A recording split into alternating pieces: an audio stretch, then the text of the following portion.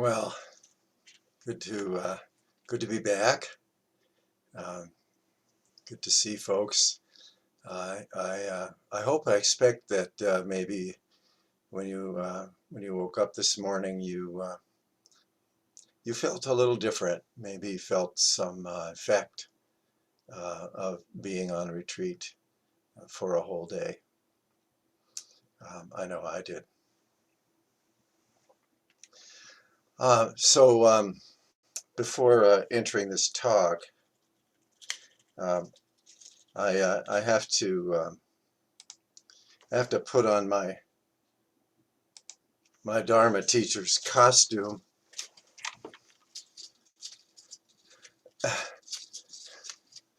I hope this gives the proper persona for uh, for me for giving a Dharma talk. My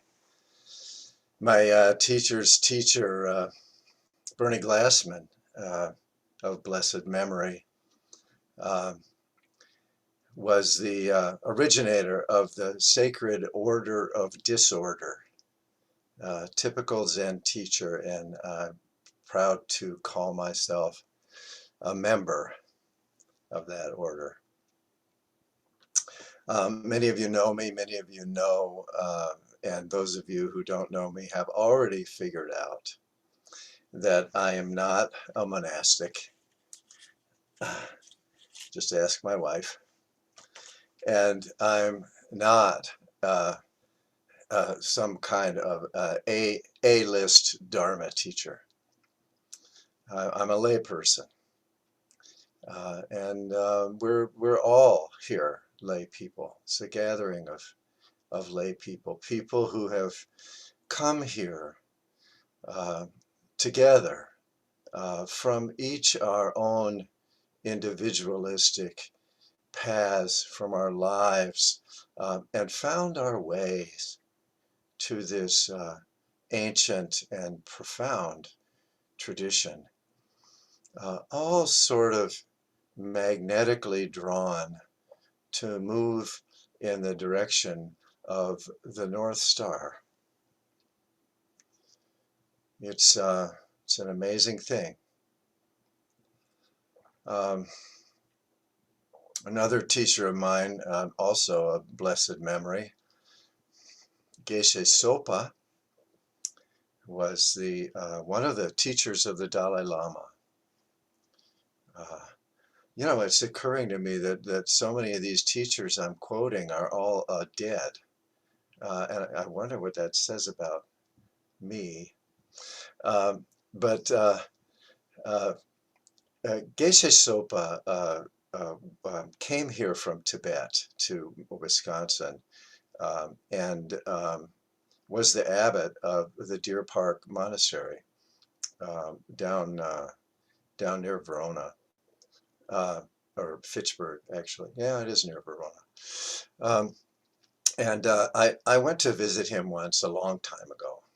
I was a young man, and I met him in this small room, and he had just emerged from a 30-day retreat where he was shut into an adjacent room that was even smaller for 30 days.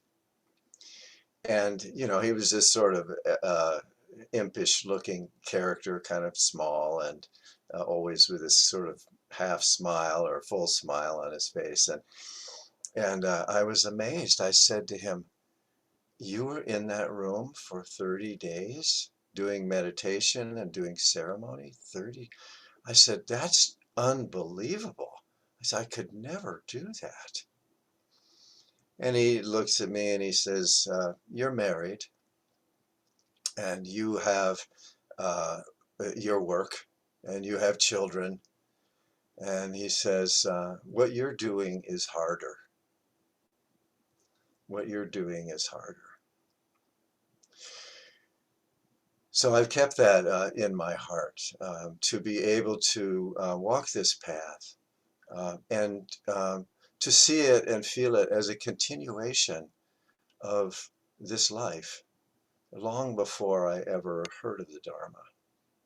And to be able to manifest these practices uh, right in the midst of my layperson life.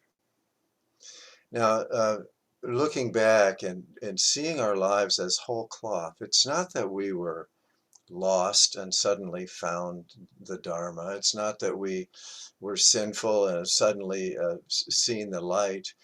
Our whole lives have brought us here. And if we think back maybe early on to moments when we sensed the presence of something profound and divine uh, right in the midst of daily life. I remember being a little child, 4 or 5 years old, sitting on my swing in sunny Sacramento and just looking at this luminous blue sky that Jan mentioned at the beginning, and just being drawn into this sense of boundlessness, this profound sense of somehow belonging and being in the presence of something that was nameless and awesome. I remember being 9 years old and going to the amusement park and riding the roller coaster again and again. I like roller coasters. And after a few times, I remember going up the hill. You know, it grabs and pulls the cars up to the top of the hill, and then it goes over the top and zoops down. And I'm going up to the top, and I know what's going to happen. And this thought occurred to me: is this all there is? I don't know where it came from. It's just, is this it? There's got to be more than just these ups and downs, these thrills and chills. There's got to be more than that. My father was in the military, and we were stationed in Japan when I was a boy, and I remember being a Boy Scout. And as the troop climbed up Mount Fujiyama, which is an extinct volcano, very high, 12,000 feet, rising from sea level. We spent the night on the mountain, and we woke up early in the morning and continued the ascent, reached the summit right at sunrise. And I vividly remember looking out and seeing below me a sea, an ocean of fog, and mountains poking up out of it like islands in some distant and long forgotten sea. And I was flooded with this sense of the ancientness of the world. It was the next year that my 6th grade class took a trip to Kyoto, which is the city of Buddhist temples. Unbelievable. This was back in the 60s. And I remember becoming separated from my group and wandering alone and hearing this droning, this chanting, and I was drawn to it. And I went into this temple and peeked through this sliding door, and here were all these men in gray sitting and chanting and moving their arms, extending their arms, and I just naturally started opening my arms and bowing as they were doing. Um, until I became aware of a classmate of mine coming up behind me and immediately quit and turned around. But these kinds of experiences have stayed with me all these years. They've been in the center of my heart because they have been somehow um, the compass of this life, moving in the direction of something beyond just the ordinary.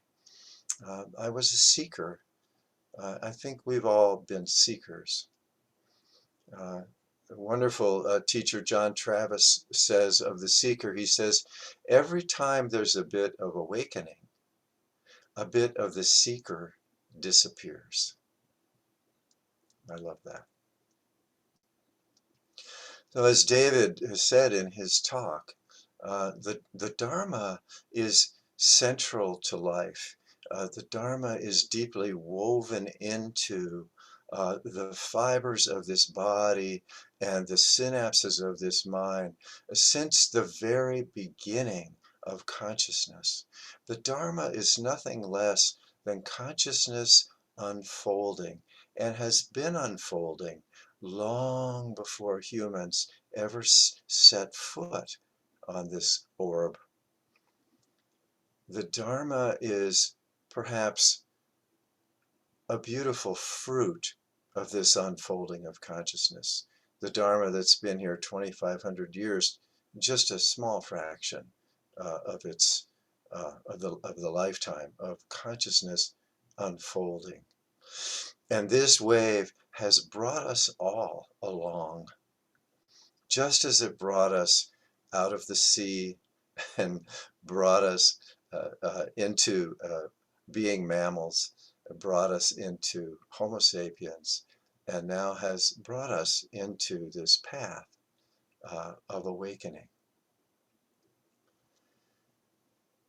This has arisen for us, though, in the midst of our families, our professions. For me, I really had it all. I did it all right. I'm still married to the same woman over 50 years, had wonderful children. I have fabulous grandchildren. Um, Maybe not as good as Jan's latest addition, but fabulous grandchildren. Uh, I was a successful artist, lived a beautiful life. And after a while, it just wasn't really enough. The intimations of those early awakening experiences were not to be denied. And I began to see that creating a beautiful life in my bubble was really not enough. My house in the country was on stolen land. And we live in the midst of a defiled nature, in a world where there's greed and hatred, delusion, where there's war, racism, death. It's not enough just to frame out a little bubble and live in it with satisfaction. Since we're part of something much bigger, as David was so eloquently saying about non-self, we're connected to everything. And somehow just satisfying this little life disconnects us. And that's what I was beginning to feel. And maybe many of you too, and that's what brought you here. We're seeking something deeper. If this sounds familiar, it's because it is. This is the story of Shakyamuni. He was in his bubble, and she was seeking reality unvarnished. And that's when the path began for that person. So what do we have here to work with? We have a body, we have mind, we have our breath, and we have what the Taoists call qi, which is something like a universal life force energy, that energy of aliveness that moves through us and that is impermanent and evolving moment to moment. So it's not as if we were cast down into this sinful earth to transcend the body, transcend this degradation and move into heaven. That's not the Dharma. Awakening is in the body, in this lifetime. in this moment. This is our very best opportunity ever. And Jan, in her talk, told about the Deva, the discarnate beings coming to ask the Buddha, to learn from the Buddha. This is repeated frequently in the sutras. These uh, angelic, disincarnate, high beings who are non-physical come to the Buddha to learn, because the Buddha is in a body and is in this world. This world of suffering and delusion is the nest where the eggs of awakening can hatch, nowhere else.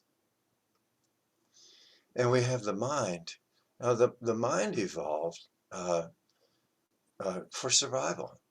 The mind evolved with the body to regulate the body. Most of the synapses firing in our brains have nothing to do with thinking. They're about digesting and heart beating and lymph flowing and so on. The mind developed for survival. And thinking was part of that. Uh, we were we were in a world where you had to struggle to survive, to find food, to get away from predators, and to find prey to kill. And the mind had to evolve strategies for doing all that. It was very, very much oriented only towards survival for a long time. And look how well it's worked. There are 8 billion of us here, which in itself has become a problem because it's worked so well. And now we must develop the higher qualities of wisdom and love, kindness and compassion if our species is to continue. The fruit of the Dharma must ripen individually in each one of us. It's the only way for it to move forward. The universal life force energy takes an infinite number of forms, and it's through these forms that it expresses itself. But we can't think our way into awakening. The mind will not release us from samsara because it is a product of this very world of survival. It works with the world of form, physical forms and thought forms. So in order to move into the boundless, into some levels of awakening, we need another vehicle. It's just like if you're riding along on your bicycle on the road and everything's great, and the wind's in your hair and it's going fine. And then you come to a river. Hmm? Jan talked about the rivers. Seems to be a lot of them in the Dharma. You come to this river and you look at your bicycle and it just isn't going to work. You need another vehicle. You need a kayak. And when you get across the river and you want to get up the mountain, you're going to have to let that one go. We need to find deeper bodies as we move from the physical into the boundlessness and then back again. So mind and body are not impediments, there are foundations. Is awakening even possible? Well, I would just suggest that we were on retreat all day. We got very tired out. And we laid down in our beds, closed our eyes, and we went to sleep. And we left the world of senses, we left the world of forms, we entered into these dream worlds that seem every bit as real as the waking world. And we muddle our way through. And then eventually we come to a stage of sleep that Ramana Maharshi calls deep dreamless sleep. And in this state, there is spaciousness and boundlessness. And this is the mind state that leads to awakening. And then we come back. We come back through the dreams. We come back into the body, and we're back in the world again. So it's natural. This is what we all know how to do. The difference is that we need to learn to do this with awareness. So how do we proceed? Well, if you're like me, you stumble along sort of blindly towards awakening. And occasionally we get down on ourselves and say, I just can't find the way. It's not working for me. And all these other people are doing it right. And the wonderful Christian writer, Annie Dillard, has this quote that has stayed with me, which is, don't compare your insides to other people's outsides. Which just, don't be insecure. It's just everybody, no matter how they look, no matter how together they appear, they're the same as you on the inside. So it's just a matter of staying and having faith, really, that we're moving along on this distinctive path that's ours. So describing awakening is really a fool's errand. We can't describe the Tao with words. The Tao that can be named is not the Tao. At the same time, all of the teachings of the Buddha from the oral tradition are in words. So we want to recognize, yes, I'm a fool for trying to describe awakening in this talk, and at the same time, a willing fool, because we do need the words.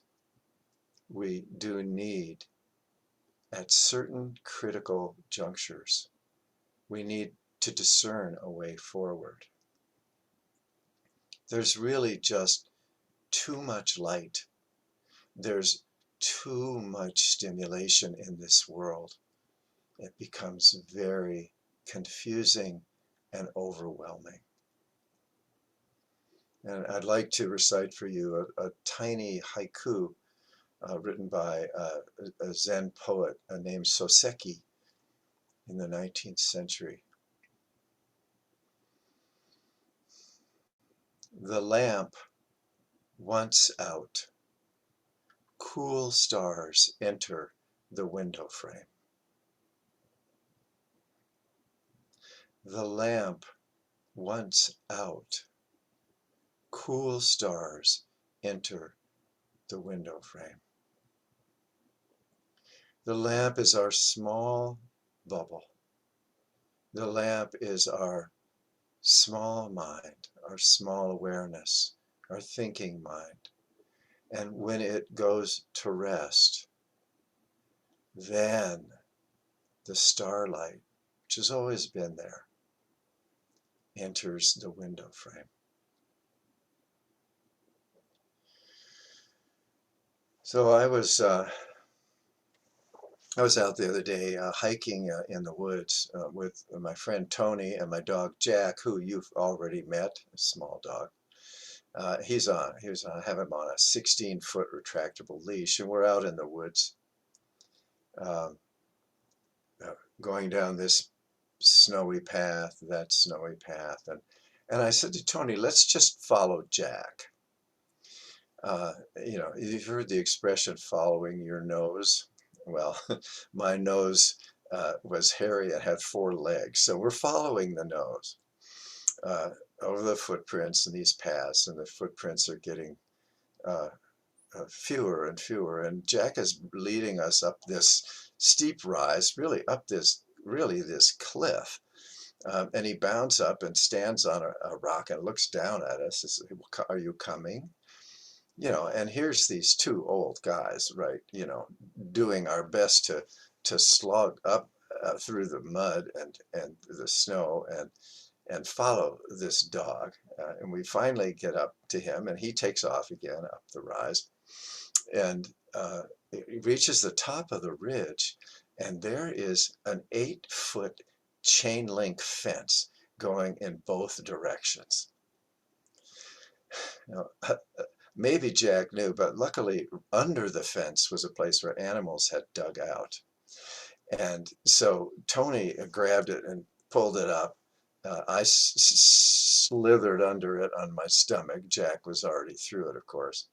Then I held it for Tony, and he stomached his way under it. And we ended up at the top, and Jack's looking at us like, well, what took you so long? Why am I telling you this story?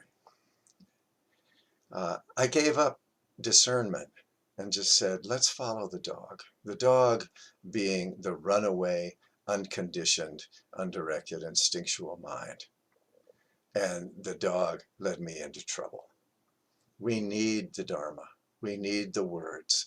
The dog is attached to a leash. We need to pick it up so that we can find our way through the doorway into awakening. Now, Thich Nhat Hanh brought many of us through his doorway of poetry and sangha and engagement. People who are academically inclined have their doorways. People who are physically inclined have their doorways. People who are doers, who are activists, have their doorways. People doing service or people who are devotional, there are many different doorways for us. But each one of us starts meditating, and we realize that just like the paths in the snow, that many have been here before us. We need teachers. It's too hard to do this alone. It can't be done alone.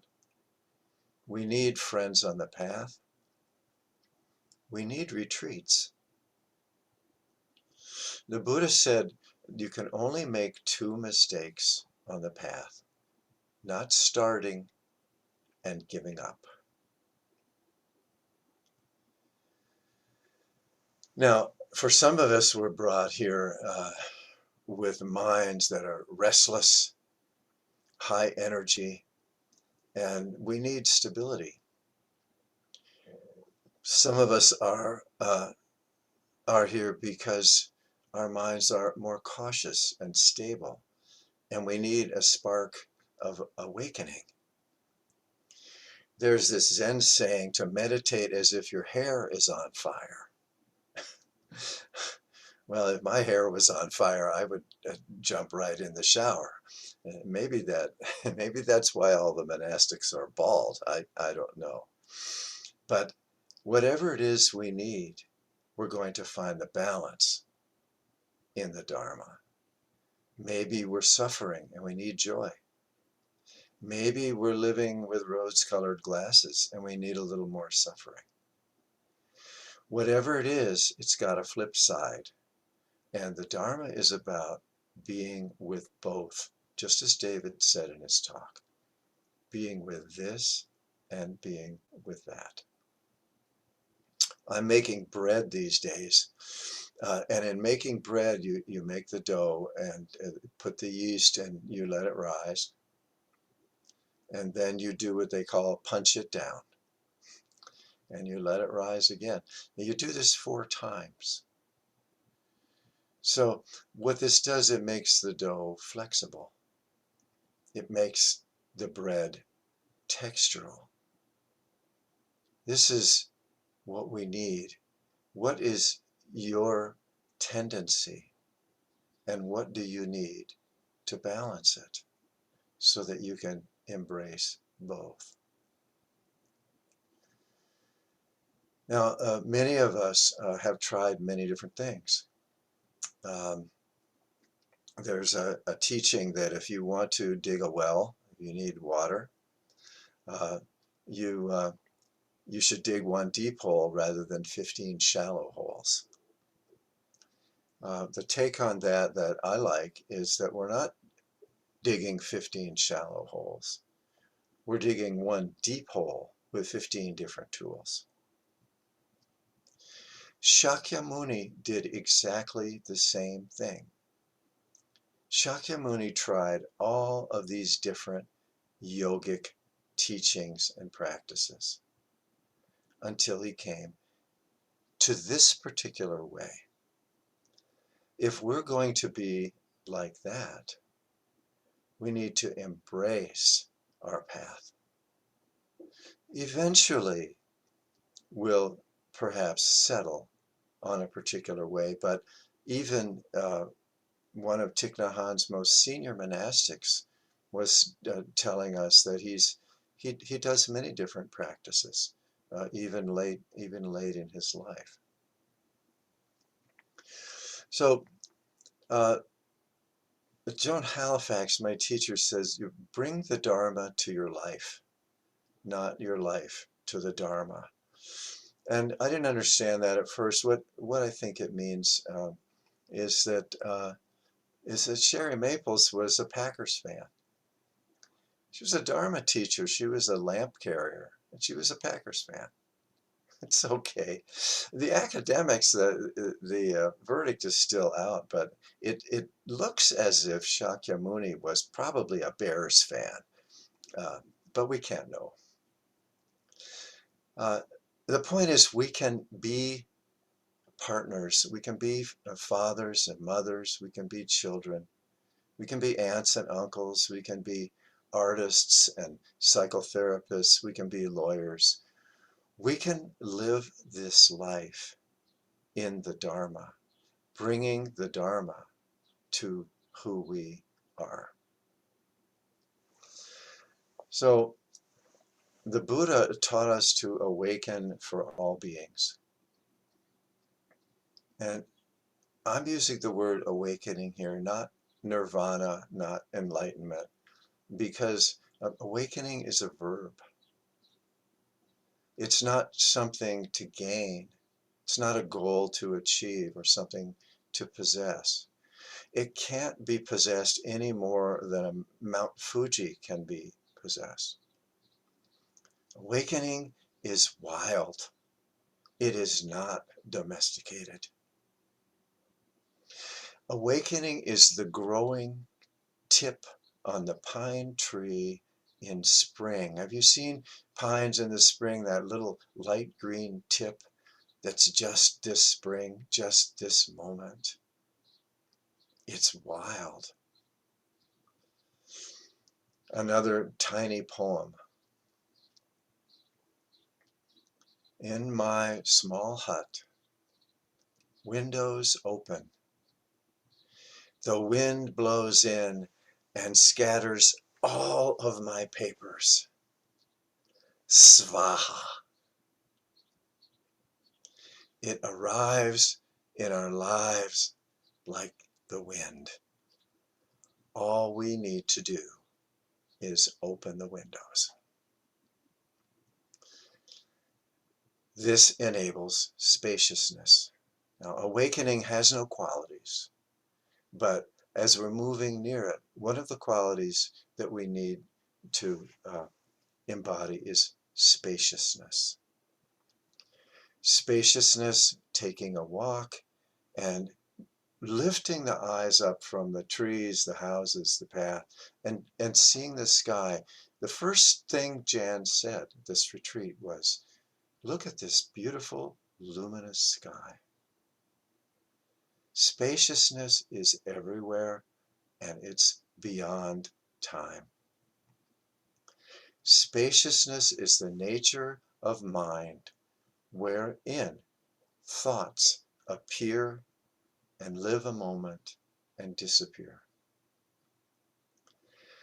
When we practice, space appears in our lives. It appears between stimulus and reaction so that we respond. We live this life with a little bit more grace. if there's spaciousness. As the practice moves us deeper into formlessness, as Jan mentioned, this is a vacation for the heart. We revel in that liberation, that spaciousness, so that we can then return. We develop what Thich Nhat Hanh calls the island within myself.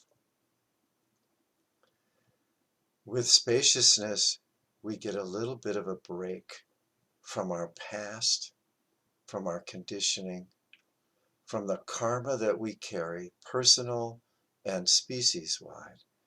We get a little break to be just in this moment, which is where liberation arises.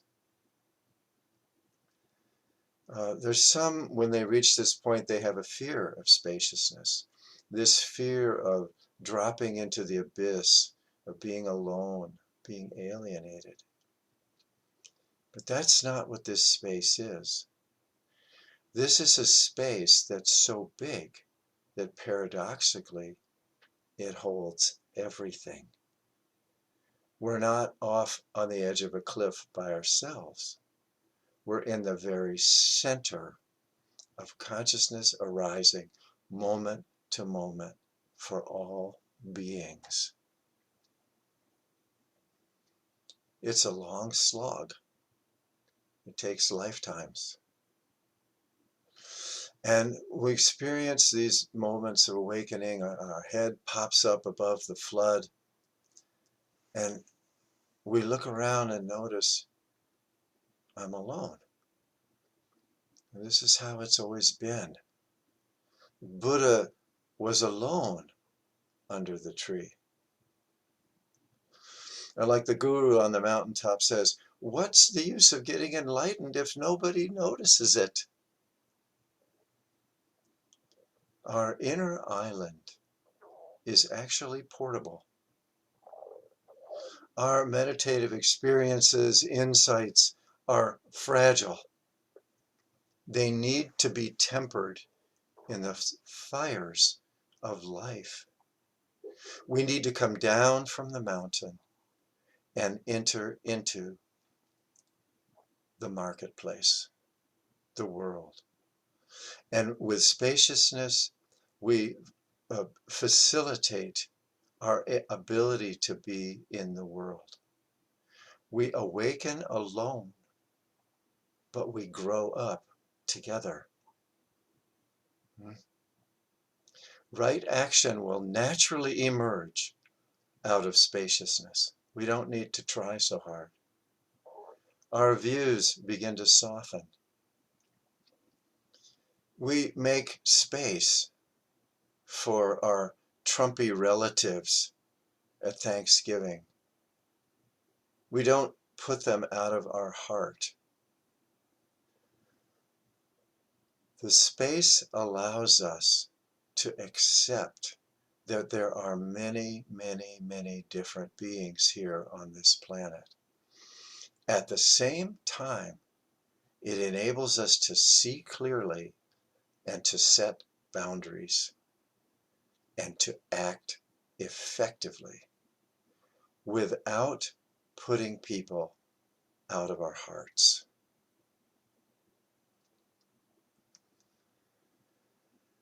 We begin to see that our pain is not just personal, that it's universal. And we see the pain in others, and that gives rise to compassion. The very same thing is true of awakening. It seems so personal, and it is, and it's universal. And when we touch it, we can see the light in the eyes of those around us, maybe those who don't even know about the Dharma, who've never heard of the Buddha, but are themselves on this very path of awakening. The spaciousness allows for everything. It allows for being at Columbia Correctional Institution, a maximum security prison, sitting in a circle of mindfulness with men, most of them from the inner city, and doing a little ceremony of honoring the dead, honoring those who have died who are close to us. This is a profound experience, but even more so when you're locked up, unable to attend a funeral or memorial, unable to gain succor from those who surround the person who's died, and unable to give our support to them so that we suffer alone, sitting in a circle. The task is to take this small piece of paper and write the name of someone you love who has died recently.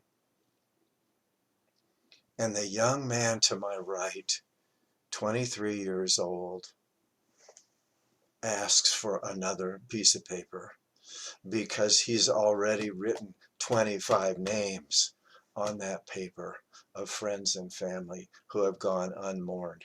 There is space for him in that circle. There's space for all of us when the heart breaks open. There's space for your friend when she's dying and you can sit with her. There's space for other people when they make mistakes. We can forgive them. We cannot get lost in who we think they are and recognize their awakened nature. And there's space even for ourselves when we mess up, when one outburst, when one mistake seems to undo all the good that we've done. There is space.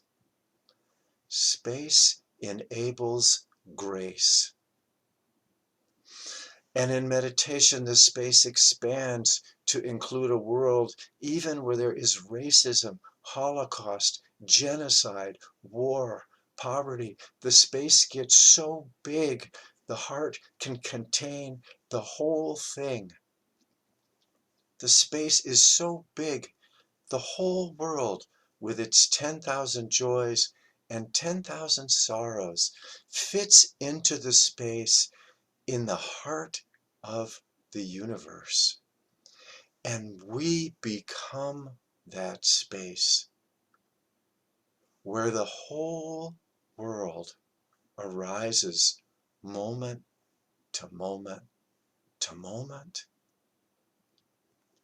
And love for this only world that we have arises.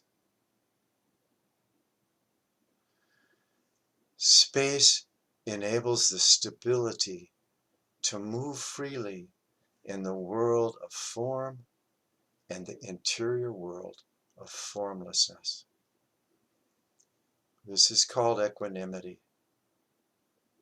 Space allows for grace to be in the midst of it all with stability and goodwill, so we can then choose our very next step. The space of awakening is as close as your next in-breath and the pause at the end of the out-breath.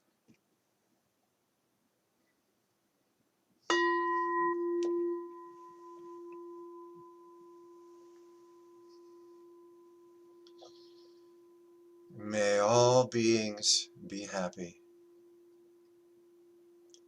May all beings be safe.